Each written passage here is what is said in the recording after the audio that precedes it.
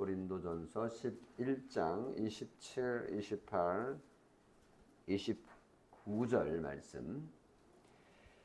그러므로 누구든지 주의 떡이나 잔을 합당하지 않게 먹고 마시는 자는 주의 몸과 피에 대하여 죄를 짓는 것이니라. 사람이 자기를 살피고 그 후에야 이 떡을 먹고 이 잔을 마실지니 주의 몸을 분별하지 못하고 먹고 마시는 자는 자기의 죄를 먹고 마시는 것이니라. 여기까지 읽었습니다.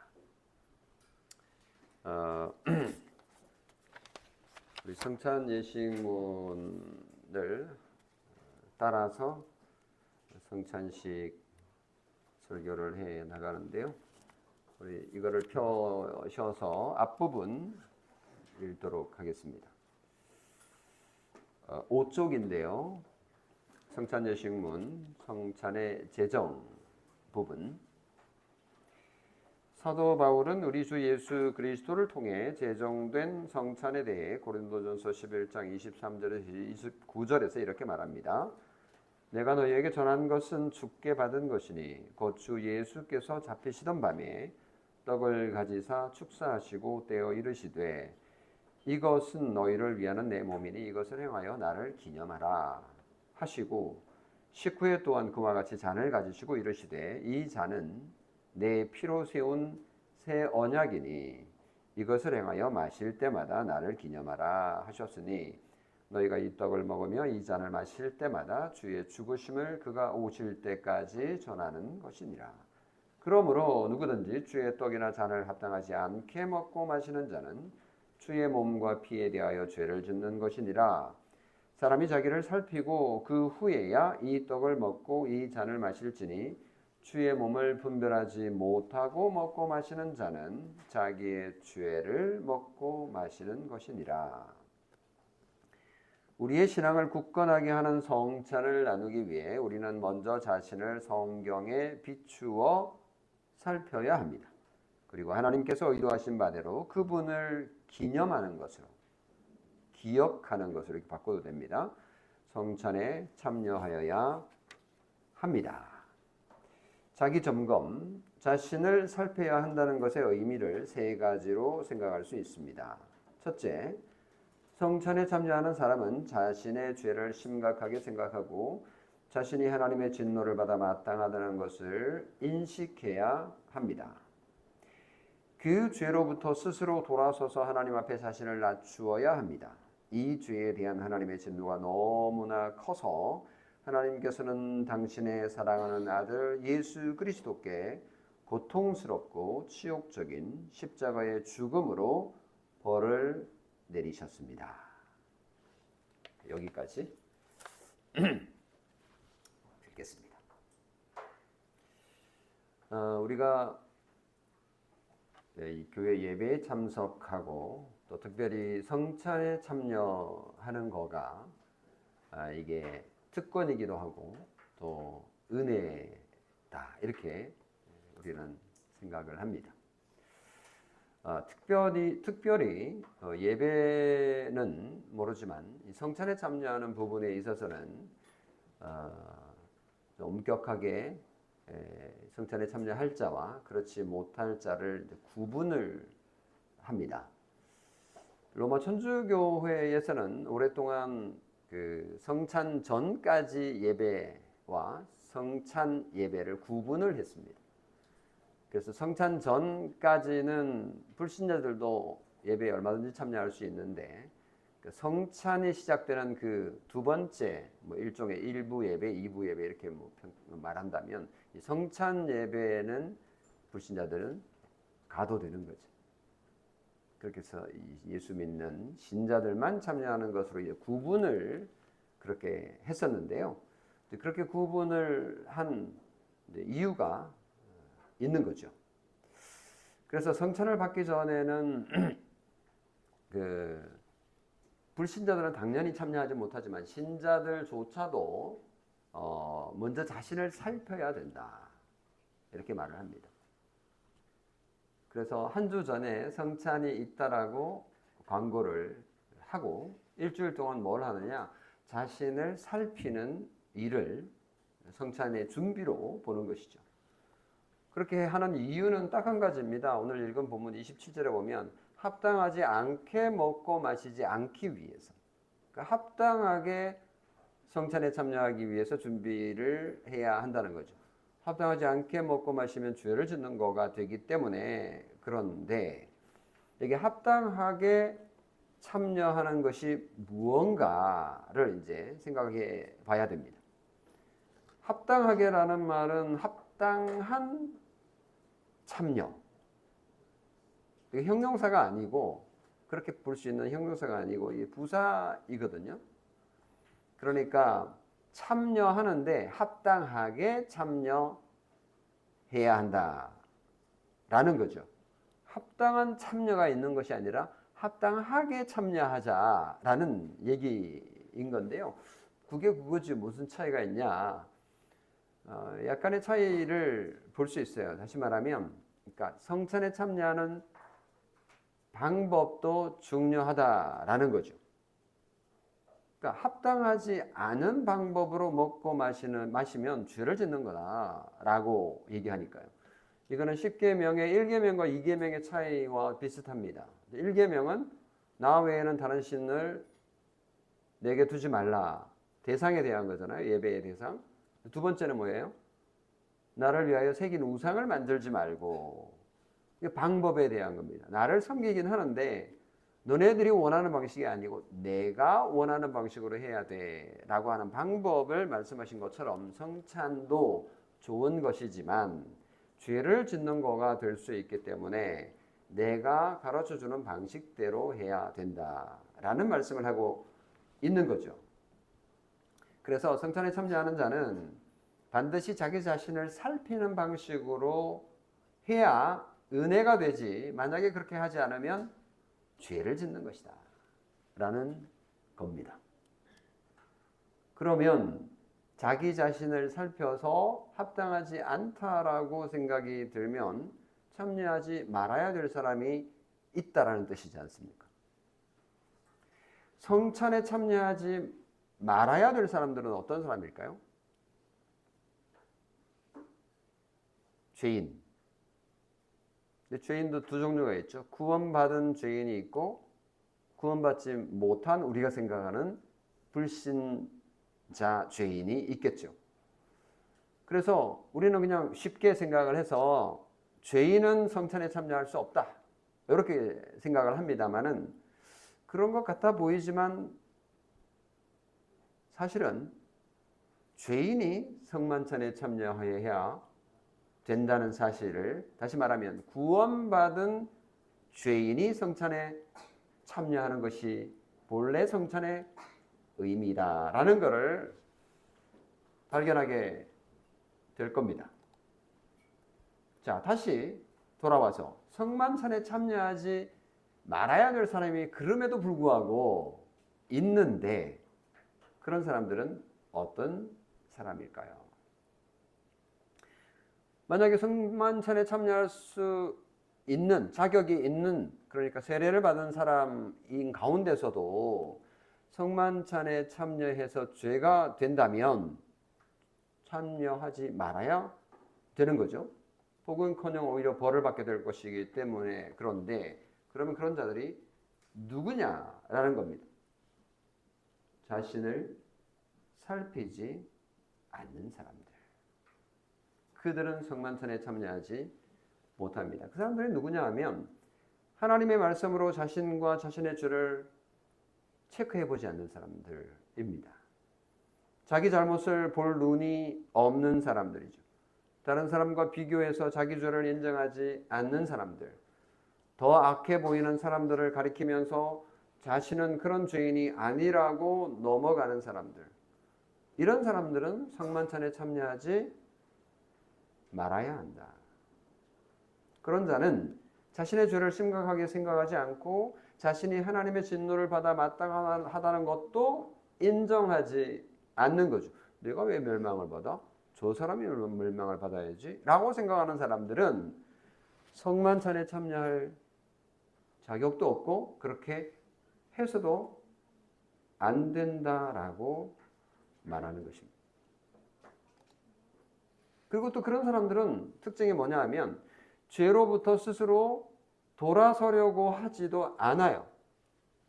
그리고 하나님 앞에서 자신을 낮추지도 않습니다. 이런 자들을 교만하다고 그러죠. 그런 교만한 사람들은 성찬에 참여할 자격이 없는 거죠. 그래서 이 자기 점검을 해야 되는데 이 자기 점검을 할 때 기준이 뭐냐?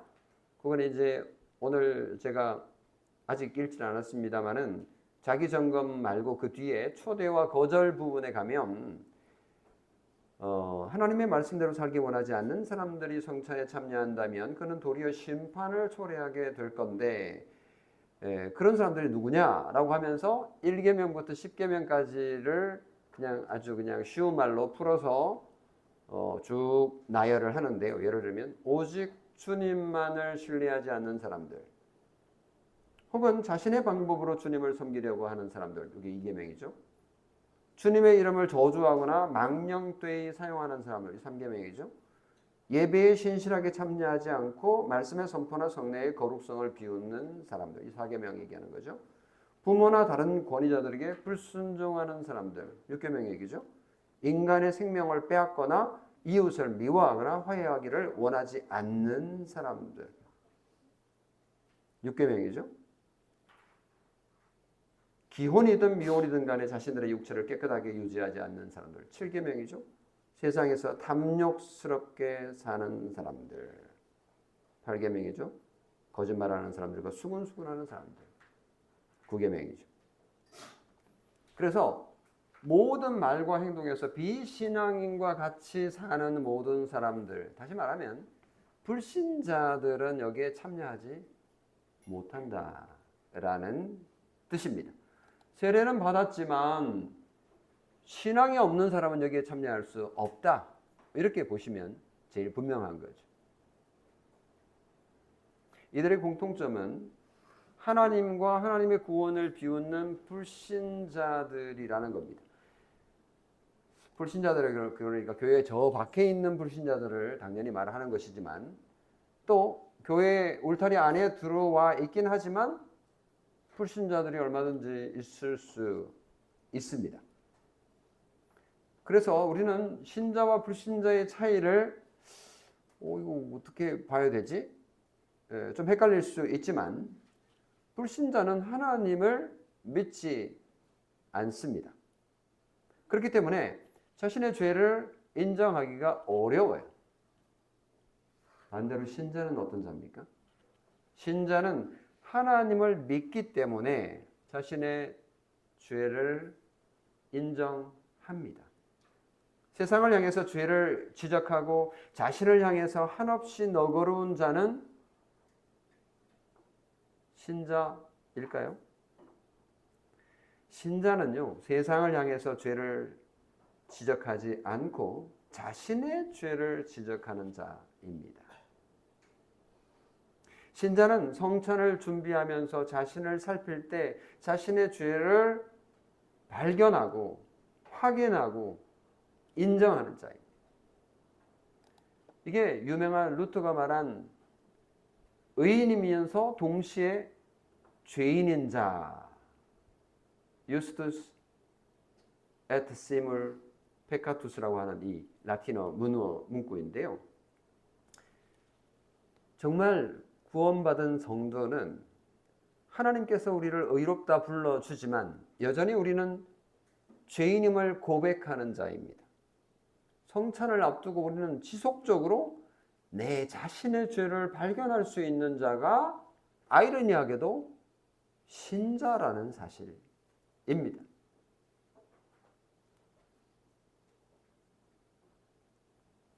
성도 여러분, 그렇다고 오해하지 말아야 되는데요.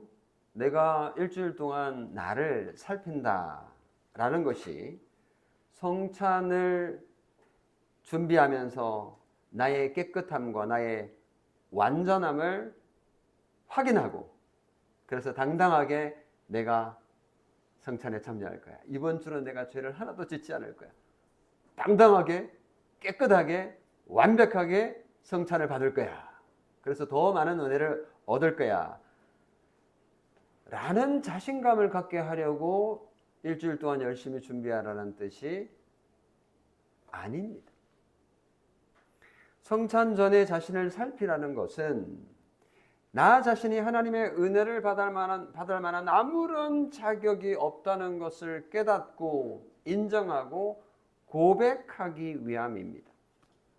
자기 살핌의 목적이요, 나 자신의 가치와 나의 능력과 나의 의로움을 확보하고 증명해 보이는 자리가 결코 아닙니다. 살핌의 목적은 나 스스로 그리스도 안에 있다는 것조차 확신할 수 없을 정도로 나는 믿음도 약하고 나의 죄를 너무너무 많이 발견해서 나는 주님 앞에 자격 없는 자다 라고까지 낮아지는 것. 그래서 나는 주님이 너무너무 필요합니다 라는 고백을 하면서 성찬에 나오라는 것이죠. 그래서 결국 자기 살핌의 목적과 결과는 죄의 회개입니다. 살핌의 결과는 죄의 고백인 거고요. 또 살핌의 결과는 구세주를 향한 새로운 믿음과 사랑이고요.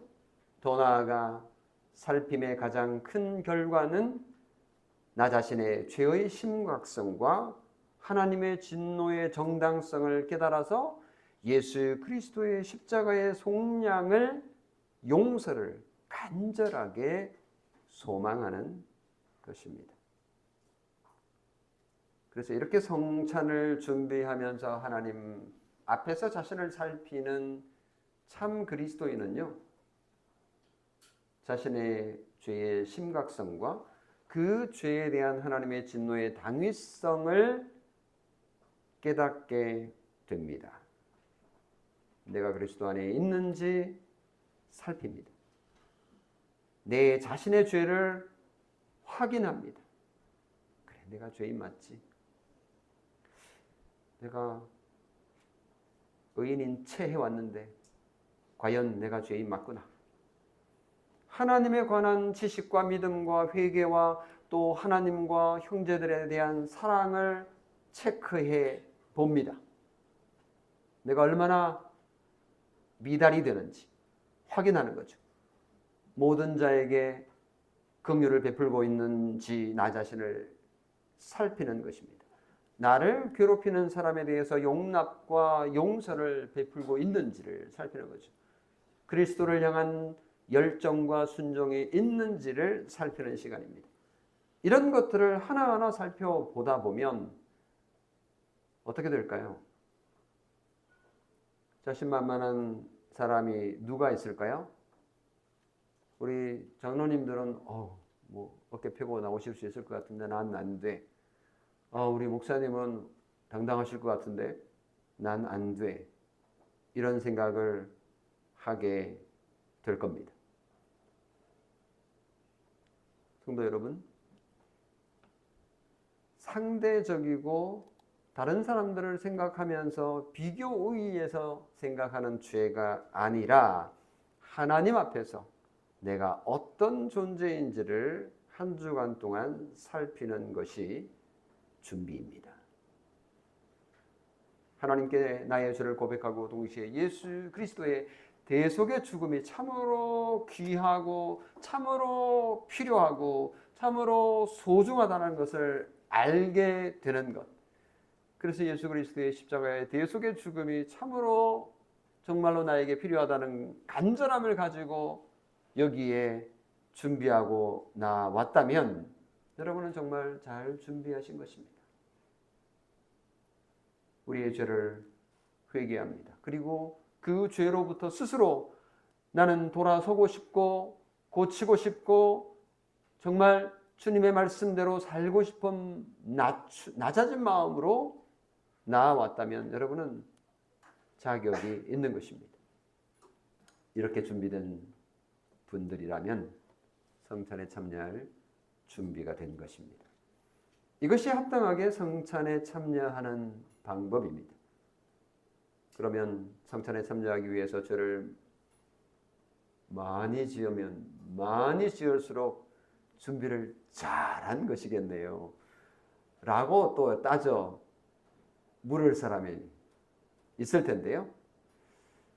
어떤 면에서는 좀 그런 측면이 있어요. 바울도 뭐 그런 얘기를 비슷하게 했어요. 은혜를 더하게 하려고 너희가 죄에 더 거하겠느냐, 뭐 이런 얘기 했던 거 기억나시죠? 그 뭐 그렇게 하라는 얘기가 아니라 그렇게 주장하는 자들이 있는데, 사실은 뭐 다른 면으로 보면 그런 측면이 있는 거죠. 성만찬에는 깨끗한 의인이 참여하는 잔치가 아니라 죄인이 예수 그리스도의 십자가의 대속을 누리는 자리, 그것이 성만찬의 축제입니다. 말씀을 맺겠습니다. 우리는 지금까지 성찬에 합당하게 참여하기 위해서 그 첫 번째 방법을 배우고 있는데, 그것은 성만찬을 준비하면서 나의 죄를 심각하게 생각하고 나 자신이 하나님의 진노를 받아 마땅하다는 것을 인식하고 그 죄로부터 스스로 돌아서서 하나님 앞에 자신을 낮추는 시간입니다. 이 죄에 대한 하나님의 진노가 너무나 커서 하나님께서는 당신의 아들 예수 그리스도께서 고통스럽게 치욕적인 십자가의 죽음으로 벌을 내리셨음을 기억하시기 바랍니다. 아멘. 기도하겠습니다. 자비로우신 하나님 아버지, 우리는 지난 한 주간을 우리 자신을 살피는 시간으로 보냈습니다. 하나님, 과연 우리는 의로운 자가 아니라 역시 우리는 구원받아야 할 처절한 저주받은 죄인임을 발견했습니다. 오늘도 역시 예수 그리스도의 십자가의 보혈이 없다면 우리는 지옥의 존재가 될 수밖에 없는 나임을 고백합니다. 오늘도 예수 그리스도께서 십자가에 피 흘리셔서 고난당하시고 죽으시고 지옥의 저주를 받으신 것은 바로 나 자신의 죄를 용서하기 위하심을 이라는 것을 깨닫고 믿고 확신하며 하나님께서 주시는 그 은혜에 감사를 드립니다. 성만찬을 통해서 우리에게 하늘의 놀라운 양식을 먹여주시며 우리에게 의롭다 불러주시는 하나님의 은혜를 마음껏 누리는 시간 되게 하옵소서. 예수 그리스도의 이름으로 기도합니다. 아멘.